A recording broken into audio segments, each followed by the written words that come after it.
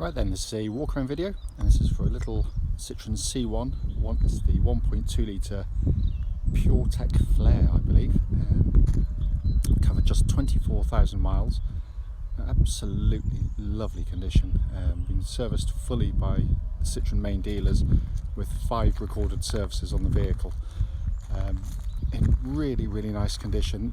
We obviously sell Lexus and predominantly Honda cars, and this car is coming as a part exchange to us. Chap bought a 67 plate Civic from us, and this was the car part exchange, which is kept very well indeed. Coming to the front of the car, really clean. Lights and lenses are clear, intact, no cracks or condensation in them. Bumper and bonnet exceptionally clean.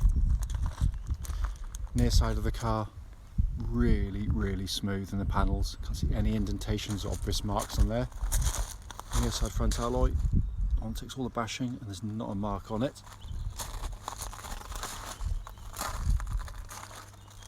Near side rear alloy, again absolutely unmarked. And come around the back of the car, all very clean and tidy. They did show me there was just the only thing I can find on the car, and the whole point of the video is to show these things.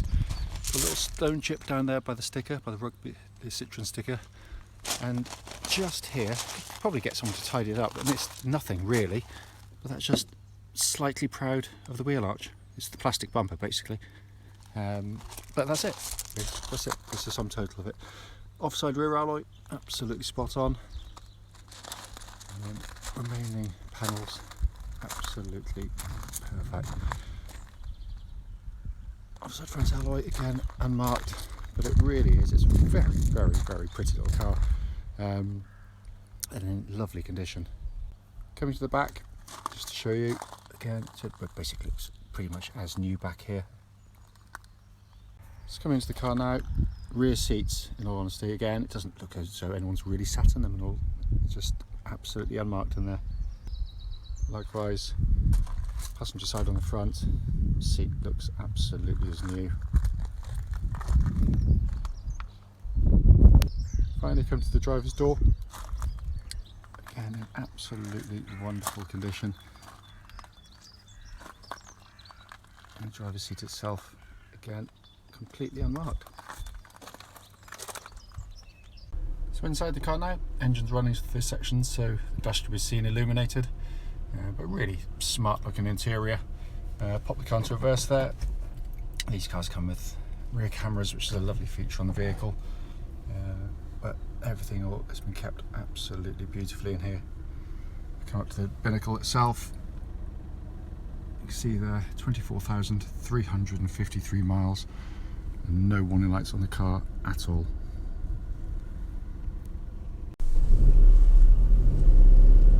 Right then, this is a quick road test video, and this is for a Citroen C1, and it's the PureTech Flair. Car is registered PK64TZH, and mileage 24,353 miles. The reason we do these videos is essentially so that if anyone that's looking at any of our cars that we advertise, they actually get to see the advertised car in operation. We know to our cost just how frustrating it can be to go and see a car which can look perfectly good in photographs and in any description, but when you get there and drive it, you find out it's got an issue which shows up whilst driving the vehicle. So that's why we do it. We also do it on these lovely quiet country roads close to our premises. This actually forms part of the road test route we take customers on, so hopefully then we'll be representative of what you'd feel yourself should you be offered a test drive in the car. So coming to the car in question, as I mentioned in the Walkaround video, this is a part exchange to us. It's not our normal fare, and I have to say it's the first of this type C1 I've ever driven. However, obviously we can base our report on or feedback on, our understanding of what cars should drive like. Engine starts absolutely instantly and settles to completely even and smooth idle. There are no warning lights on the dashboard at all relating to the engine or any other part of the car. Engine it pulls really nicely. It's in obviously a light car, which obviously helps, but it really pulls along very nicely. Throttle response really good. I mean, their main feature, of course, is the fact they're incredibly economical. But it's generally it's quiet, it's refined. It's not obtrusive, and the noise the engine makes is actually quite nice. So I think all in all, very, very impressed by the thing. Engine then feeds through into clutch and gearbox. Clutch in the car, absolutely perfect. Bike point is exactly where it's meant to be. And it's lovely and smooth in operation.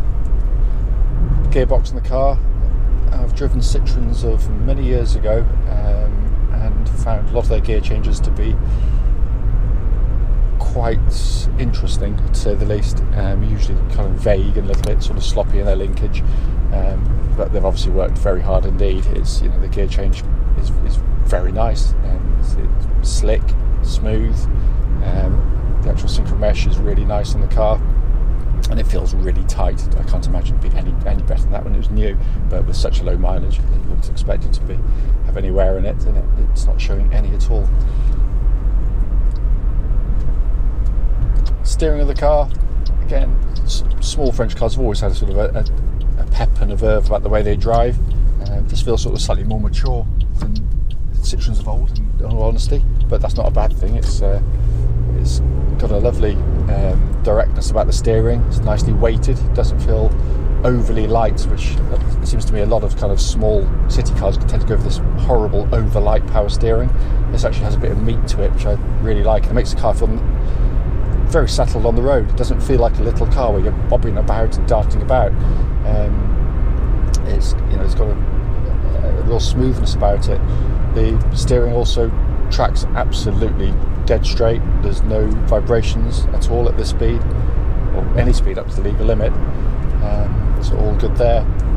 Suspension of the car, well, the French always make their cars ride well, and this one's no exception. What I'm looking for on road test, this bump is a horrible one. That one there rides it really, really well, I have to say. What I'm listening out for is any kind of mechanical clonks or clatters coming from underneath the car that shouldn't be there, and there's nothing at all. It's as tight as a drum.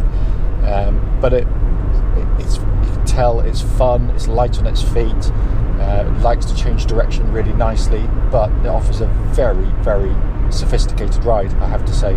Very, very impressed by the car. I wasn't necessarily expecting to be, but that's because I'm completely biased and blinkered towards Honda. This is the nature of our business, but as a driver's car, as I said, very impressive. Brakes on the car, make sure no one's directly behind me, just give them a good old shove. Really nice brake pedal on the vehicle. I'm looking for that good initial bite, and it bites really well, but there's no kind of pulsing or vibrations coming back through the brake pedal at all, so all in fine fettle there. Coming inside the car, again, it's a sort of modern style interior, which actually, compared to some, is really rather nice in this car, because it's not kind of overly done. You haven't got this artificial tablet thing. It's got a screen there. It all works very nicely, but it's not kind of one that looks like someone shoved the phone in sideways on the car and mounted it somewhere.